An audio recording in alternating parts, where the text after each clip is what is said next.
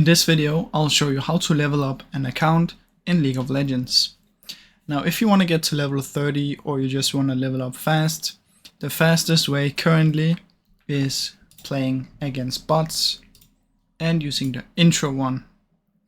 Now, when you do that, it will be the fastest game, or the easiest, I mean, but there is something that you need to keep in mind.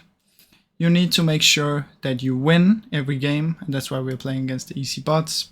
And you also need to make sure that you don't end too fast. What that means is the longer the game goes on, the more XP you get.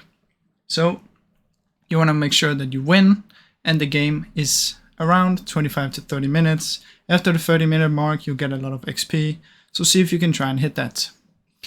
Now, this is really boring unless you have bot to do it. So a more fun way you can do it is simply just playing a Rams. These are much more fun and they also give a good amount of XP. Now when you're leveling up an account, you want to make sure that you're completing your quests, and you also want to make sure that you get your daily win every single day, as this gives more XP.